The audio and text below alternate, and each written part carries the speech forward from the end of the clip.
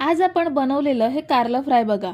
मस्त कुरकुरीत अगदी मासळी फ्राय करतो सेम तसंच झालंय. जसे आपण कुरकुरीत बोंबील किंवा मांदेली कुरकुरीत फ्राय करतो अगदी सेम तसंच आपण हे कारलं सुद्धा फ्राय केलंय. आणि महत्त्वाचं म्हणजे आज आपण ज्या पद्धतीने हे कारलं फ्राय केलंय त्यामुळे कारल्याचा कडवटपणा सुद्धा कमी होतो. आणि आजच्या व्हिडिओमध्ये आपण फक्त कारल्याचीच रेसिपी नाही तर कारल्याच्या बियांची सुद्धा एक नवीन रेसिपी पाहणार आहोत. त्यामुळे व्हिडिओ शेवटपर्यंत पहा आणि व्हिडिओला लाईक जरूर करा. तर सर्वात आधी मी इथे 4 कारली घेतली आहेत. मस्त फ्रेश आहेत. कारली आपण छान धुवून घेतली आहेत. आता आपल्याला हे कापून घ्यायची आहेत. कारल्याच्या देठाचा भाग आणि मागचा भाग कापून टाकूयात. कारल्याला मधोमध कापून 2 भाग करून घेऊयात. कारल्याच्या बिया आपल्याला काढून घ्यायच्या आहेत. कारल्याच्या बियाचा संपूर्ण अख्खा भाग बाहेर काढून घ्यायचा, कारण आपण या कारल्याच्या बिया टाकून देणार नाही आहोत. यांची सुद्धा मस्त रेसिपी बनवणार आहोत. म्हणून सुरीने अशा पद्धतीने कापून शक्यतो अख्ख्या बियाचा भाग काढण्याचा प्रयत्न करायचा.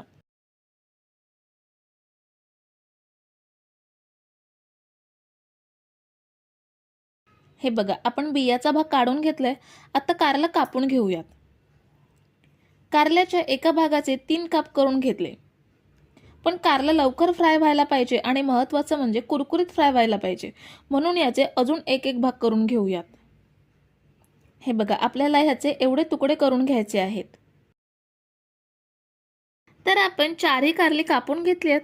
त्याची ह्या पद्धतीने काप करून घेतलेत. आता या कारल्यांमध्ये मीठ ॲड करूयात. इथे मी 1 चमचा मीठ कारल्यांमध्ये ॲड करते. मिठामध्ये कारली छान मिक्स करून घेऊयात.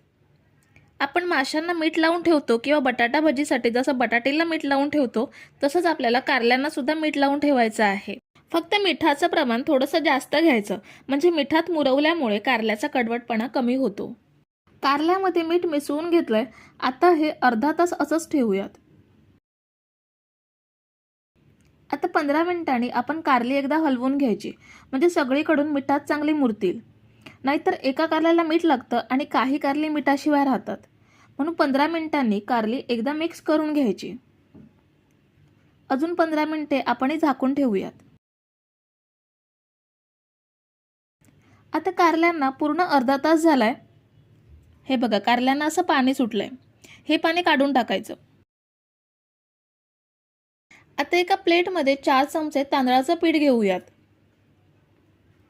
तांदळाच्या पिठामुळे कारल्यांना छान कुरकुरीतपणा येतो.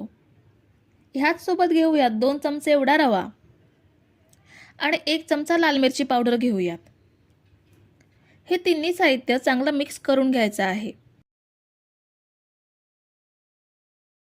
आपण तांदळाचं पीठ, रवा, लाल तिखट छान मिक्स करून घेतलंय. आता कारली ह्यामध्ये घोळवून घेऊयात. कारल्याचा एक पीस घेऊन बनवलेला मसाला घट्टसर दाबून चिकटवून घ्यायचा. हलक्या हाताने घोळवून घेतलं तर तेलात सगळा मसाला विरघळेल आणि कारल्याच्या कापांवरती मसाला राहणार नाही. म्हणून घट्टसर मसाला दाबून सगळी कारली अशी बनवून घेऊयात.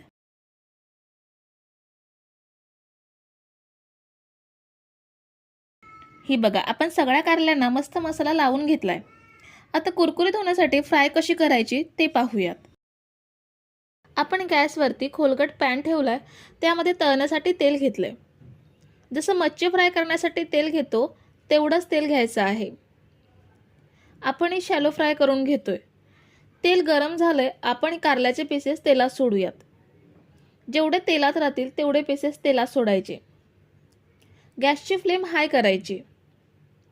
कारल्याची काप करून घेतली. ती लहान लहान आहेत, त्यामुळे फ्राय व्हायला टाईम लागणार नाही आणि फास्ट गॅसवरती चांगले कुरकुरीत फ्राय होतील. शिवाय जास्त वेळ तेलात राहणार नाहीत, त्यामुळे जास्त तेलकट सुद्धा होणार नाहीत. तर आपण साधारण 4 मिनिटे एका बाजूला फ्राय करून घेतली आहेत. आता पलटी करून दुसऱ्या बाजूने सुद्धा अशीच फ्राय करून घेऊयात.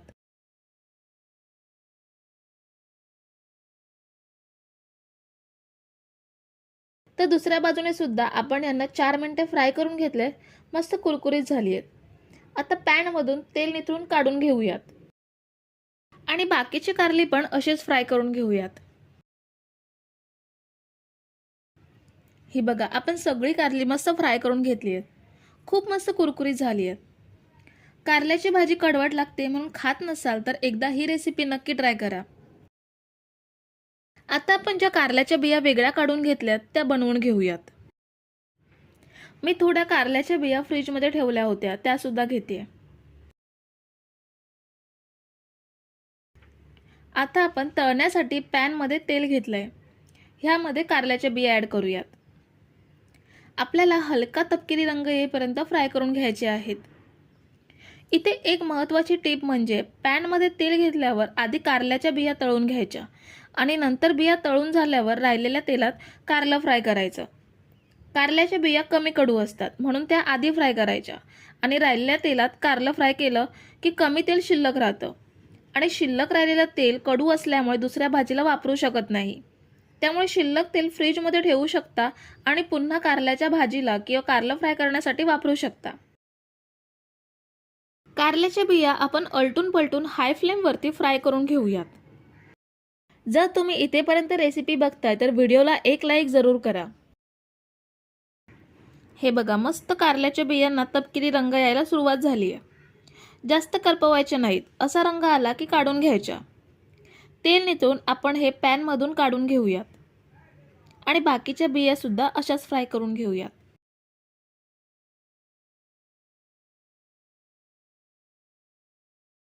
हे बघा, आपण कारल्याच्या बिया मस्त सोनेरी रंगात तळून घेतल्यात। बाहेरून मस्त कुरकुरीत आणि आतून छान सॉफ्ट असतात। आता या बियांना वरून थोडंसं चवीनुसार मीठ ॲड करूयात। कारल्यांना जसं जास्त मीठ लावलं तसं मीठ लावायचं नाहीये, अगदी थोडंसं मीठ यामध्ये ॲड करायचं आणि थोडीशी पाव चमचा मिरची पावडर यावर ॲड करूयात। हे आता छान मिक्स करून घेऊयात। हे कारले एवढे कडू नसतात, त्यामुळे असं कुरकुरीत खायला ह्या बिया खूप छान लागतात। तुम्ही यावरती थोडासा लिंबाचा रस सुद्धा ॲड करू शकता, त्यामुळे अजून छान चटपटीत लागतात। तर मंडळी, आज आपण कारल्याच्या मस्त 2 रेसिपी बघितल्या। कारल्याच्या बिया सुद्धा आपण मस्त चटपटीत बनवून घेतल्या आणि कारलं सुद्धा मस्त कुरकुरीत फ्राय करून घेतलं। रेसिपी आवडली असेल तर न विसरता पटकन लाईक करा, रेसिपी मित्रमैत्रिणींसोबत शेअर करा आणि चॅनलला सबस्क्राईब केलं नसेल तर लगेच सबस्क्राईब करून घ्या। थँक्यू।